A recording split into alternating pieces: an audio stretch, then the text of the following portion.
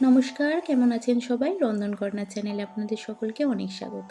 অনুষ্ঠান বাড়িতে তো প্রায় আমরা সকলেই এরকম ঝরঝরে ফ্রায়েড রাইস খেয়ে থাকি, কিন্তু সেটা বাড়িতে কিভাবে এত সুন্দর করে বানিয়ে নেওয়া যায়, তো চলুন সেটা আজকে দেখে নেওয়া যাক। এখানে আমি 500 গ্রাম বাসমতি চাল নিয়েছি। আপনারা যে কোনো ব্র্যান্ডেড কিংবা নন ব্র্যান্ডেড বাসমতি চাল নিতে পারেন। এরপর চালটাকে খুব ভালো করে ধুয়ে নিতে হবে। বারবার চালটাকে ভালো করে ধুতে থাকবেন যতক্ষণ না পর্যন্ত জলটা একদম সাদা হয়ে আসছে, অর্থাৎ জলটা ক্লিয়ার হয়ে আসছে। চালের মধ্যে যতটা নোংরা থাকবে সেটাকে বারবার করে ধুয়ে ফেলে দিতে হবে। তারপর এটাকে 30 মিনিটের জন্য আমি চালটাকে জলে ভিজিয়ে রেখে দিচ্ছি। এরপর অন্য একটা পাত্রে বেশ কিছুটা পরিমাণ জল গরম করে তার মধ্যে দিয়ে দেবো 2 চামচ মতো নুন। এখানে নুনের পরিমাণটা আমি একটু বেশি দিয়েছি, তাহলে চালের মধ্যে নুনটা ভালো করে অ্যাবজর্ব হতে পারবে এবং যখন ভাতটা হবে এক্সট্রা করে আর কোনো নুন দিতে হবে না। এরপর ভাতটা ফ্লেভার আনার জন্য জলের মধ্যে আমি গোটা গরম মশলা অর্থাৎ দালচিনি, এলাচ, লবঙ্গ, তেজপাতা দিয়ে জলটাকে ভালো করে ফুটিয়ে নেব। এরপর এর মধ্যে দিয়ে দেবো অল্প একটু সাদা তেল।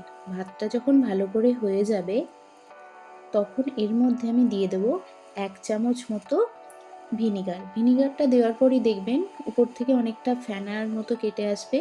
ভিনিগারটা দিলে চালটা অনেকটা সাদা হয়ে যায়, অর্থাৎ ভাতটা একদম ধবধবে সাদা হয়। আপনারা ভিনিগারের পরিবর্তে এর মধ্যে লেবুর রসও দিতে পারেন এবং চালটাকে 90% মতো কুক করে তুলে রাখবেন।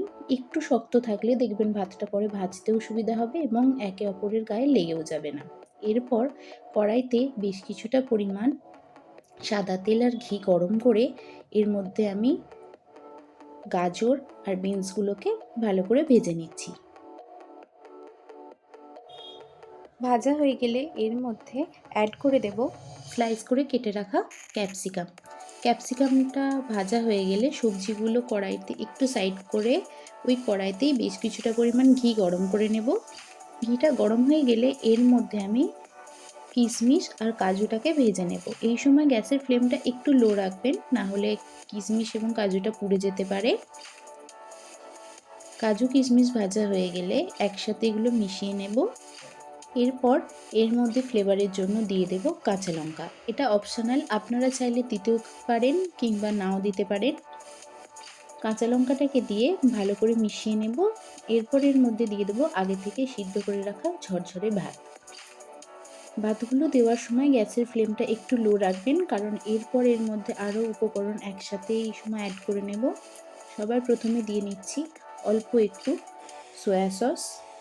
এরপর দেব এর মধ্যে 1 চামচ পরিমাণ গোলমরিচের গুঁড়ো এবং এরই সাথে দিয়ে দেব 3 থেকে 4 চামচ মতো চিনির গুঁড়ো। আপনারা চাইলে চিনিটা এমনিও দিতে পারেন। চিনির গুঁড়ো হলে এটা মেশাতে সুবিধা হয়, তাই আমি এখানে চিনির গুঁড়ো ব্যবহার করলাম। এরপর গ্যাসের ফ্লেমটাকে বাড়িয়ে দিয়ে মিডিয়াম টু হাই ফ্লেমে ভাতগুলোকে খুব আলতো হাতে ভেজে নিতে হবে। তাহলেই তৈরি হয়ে যাবে আজকের অনুষ্ঠান বাড়ির মতো একদম ঝরঝরে fried rice. Chilli chicken, chicken কষা কিংবা পনির বা আলুর দম যে কোনো কিছুর সাথে এটা খুব সুন্দর খেতে লাগবে। আপনারা এটা বাড়িতে অবশ্যই ট্রাই করবেন। যদি ভালো লেগে থাকে তাহলে অবশ্যই চ্যানেলটি সাবস্ক্রাইব করে পাশে থাকবেন। একটা লাইক অবশ্যই করতে ভুলবেন না, বন্ধুদের সাথে শেয়ার করে দেবেন। দেখা হবে নতুন আরেকটি ভিডিওতে। ততক্ষণের জন্য ধন্যবাদ, ভালো থাকবেন।